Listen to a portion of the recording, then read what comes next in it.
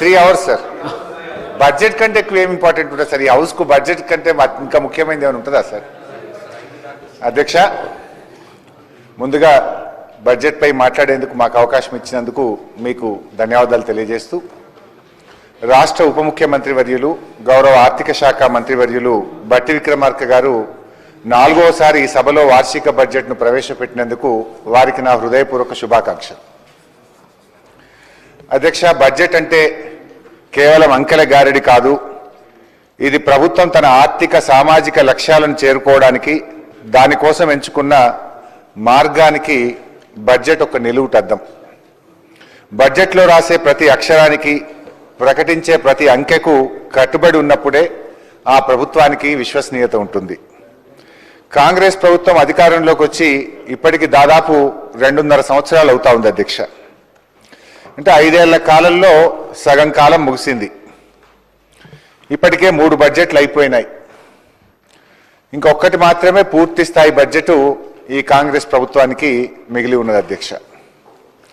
గత బడ్జెట్లో ఇచ్చిన హామీలు ఏమైనాయి, చేసిన కేటాయింపులు క్షేత్రస్థాయికి చేరాయా అని ఆత్మవిమర్శ చేసుకోవాల్సినటువంటి అవసరం ఉంది అధ్యక్ష.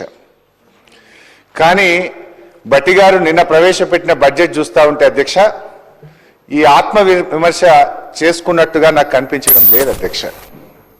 అందుకే ఈ బడ్జెట్ మీద మాట్లాడే ముందు బట్టి గారు గతంలో ప్రవేశపెట్టిన 3 బడ్జెట్ ప్రసంగాల యాక్షన్ టేకన్ రిపోర్ట్ను ముందుగా నేను మీ ద్వారా సభ ముందు ఉంచదలుచుకున్న అధ్యక్ష. తర్వాత నేను ఈ సంవత్సరం బడ్జెట్లోకి వస్తాను అధ్యక్ష. బట్టి గారు బహుశా మీ దగ్గర పుస్తకాలు ఉండే ఉంటాయి. గతంలో మీరు ఈ హౌస్లో ప్రసంగించినటువంటి 3 పుస్తకాలు మీ దగ్గర ఉన్నాయా? లేదంటే పంపించమంటే నేను పంపిస్తాను సార్. ఎందుకంటే నేను మాట్లాడేది వేగంగా మాట్లాడను. మీ పుస్తకాల సారాంశంలో మీరు చెప్పినటువంటి మాటలను ఉటంకించే నేను మాట్లాడడం జరుగుతుంది అధ్యక్ష. అధ్యక్ష, 2024-25 అధ్యక్ష బడ్జెట్ ప్రసంగంలో 24-25 బుక్ అధ్యక్ష, పేజ్ నంబర్ 7 అధ్యక్ష. ఇందులో బట్టి గారు ఏమన్నారంటే అధ్యక్ష, మేమిచ్చిన హామీలు ఎన్నికల్లో ఏదే విధంగా గెలవాలనే ఉద్దేశంతో ఇచ్చినవి కావు, ప్రజల గుండె చప్పుళ్లకు స్పందించి రూపొందించినవే. మా హామీలు అలవి కాని హామీలని ప్రతిపక్షాలు పదే పదే విమర్శలు చేస్తుండడం గమనార్హం. సంకల్ప బలం, చిత్తశుద్ధి, సమర్థత, నిజాయితీ పునాదులుగా నిర్మితమైన మా ప్రభుత్వానికి అలవి కానివి లేనే లేవని నిరూపించాను అని బడ్జెట్ ప్రసంగంలో బట్టి గారు సెలవిచ్చారు అధ్యక్ష. మొదటి బడ్జెట్ ప్రసంగం వారు చెప్పడం వెనక వీళ్ళంతా బల్లలు కూడా కొట్టారు అధ్యక్ష, చాలా గట్టి కొట్టారు అధ్యక్ష. అధ్యక్ష, నేను ఒకటి అడుగుతున్నా అధ్యక్ష, మరి 2.5 ఏళ్లు గడిచిన మీ గ్యారంటీలు ఎందుకు అమలు కాలేదు? మీ సంకల్ప బలం సడలిందా? మీకు చిత్తశుద్ధి కొరవడిందా? నిజాయితీ లోపించిందా? ఎన్నికల మేనిఫెస్టోలో చెప్పిన హామీలు అలవికాని హామీలుగా మార్చింది ఎవరు? మీరు కాదా? నేను ఊరికే మాట్లాడడం లేదు అధ్యక్ష, లేనిపోని అసలే చెప్పడం లేదు అధ్యక్ష. ఓటాన్ అకౌంట్తో సహా 3 బడ్జెట్ ప్రసంగాల్లో చెప్పిన మాటలు, మేనిఫెస్టోలో ఇచ్చిన హామీల ప్రాతిపదికగానే మాట్లాడుతున్నాను అధ్యక్ష. మీ బడ్జెట్ల తీరును 3 ముక్కల్లో చెప్పాలంటే అధ్యక్ష, extravagant promises in the manifesto, inadequate allocations in the budget and lack of ground level execution.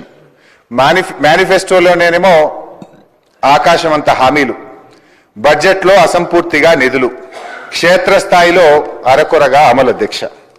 అధ్యక్ష, వీరు ఒక్కొక్క శాఖల వారీగా బట్టి గారు గత బడ్జెట్ ప్రసంగాల్లో ఏం చెప్పారో ఒకసారి చూద్దాం అధ్యక్ష.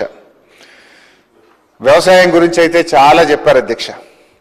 మన్నుల నుంచి అన్నం తీసి మనందరినీ కడుపు నింపే నిజమైనటువంటి లోక బాంధవులు రైతులు అధ్యక్ష. ఆ రైతన్నల కోసం గత బడ్జెట్ కేటాయింపులు, వాటి అతిగతి ఏమైందో ఒక్కసారి చూద్దాం అధ్యక్ష. 2024-25 అధ్యక్ష బడ్జెట్ ప్రసంగం 13వ పేజీలో అధ్యక్ష,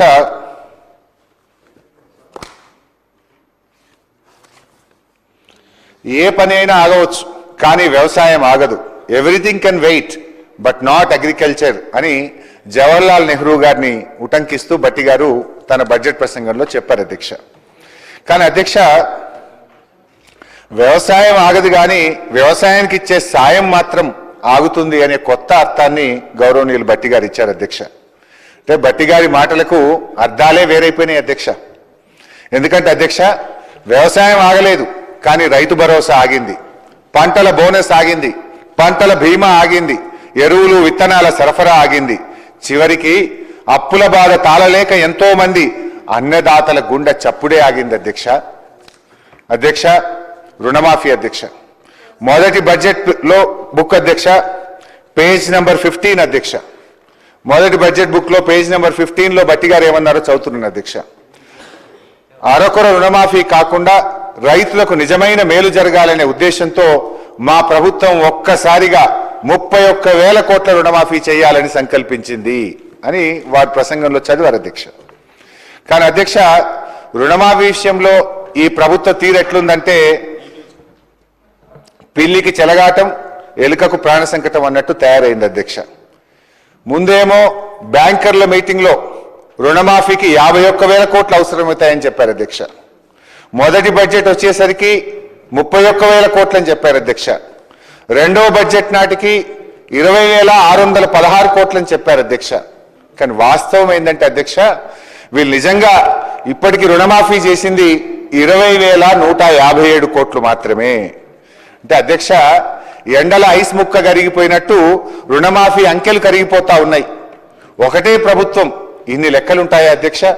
బ్యాంకర్ల దగ్గర ఒక లెక్క, బడ్జెట్లో ఒక లెక్క, వాస్తవంగా చేసింది ఇంకో లెక్క అధ్యక్ష.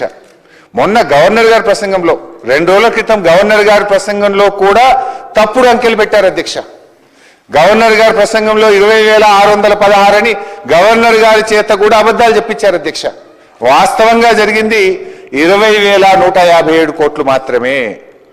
ఇది ఎట్లుందంటే అధ్యక్ష, పంచపాండవులు ఎంతమంది అంటే మంచం కోళ్ళ వలె 3 అని చెప్పిందట అధ్యక్ష. మంచం కోళ్ళ వలె 3 అని చెప్పి 2 వేళ్లు చూపించి ఒక గీత గీసినట్టుంది అధ్యక్ష. అధ్యక్ష, బ్యాంకు అప్పు ఉన్న ఒక రైతును, ఒక బక్క రైతును మోసగించడానికి ఇన్ని జిమ్మిక్కులు, ఇన్ని మ్యాజిక్కులు అవసరమా అధ్యక్ష? భట్టి గారు తన ప్రసంగంలో అరకొర మాఫీ చేయము, ఒక్కసారే 31,000 కోట్లు చేస్తా అని చెప్పారు అధ్యక్ష. అసలు అది ఎందుకు చెప్పారు అని ఆలోచిస్తే స్పెసిఫిక్ గా ఎందుకు అంత గట్టిగా భట్టి గారు చెప్పారంటే వారు చేయదలుచుకున్నది అరకొర మాఫీ అని ఇప్పుడు అర్థమవుతా ఉంది అధ్యక్ష. అధ్యక్ష, నేను ముందే చెప్పిన అధ్యక్ష, భట్టి గారి మాటలకు అర్థాలే వేరులే అని.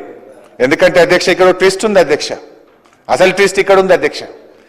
ఏంటంటే అధ్యక్ష, ముఖ్యమంత్రి గారు ఒక మీటింగ్ లో చెప్పారు అధ్యక్ష, 2 లక్షల పైన ఉన్న వాళ్ళందరూ కూడా మీది డబ్బులు మీరు కట్టేయండి, వెంటనే మీ 2 లక్షల రుణం మాఫీ చేస్తామని ముఖ్యమంత్రి గారు చెప్పారు అధ్యక్ష. ఎంతైనా ముఖ్యమంత్రి కదా అధ్యక్ష.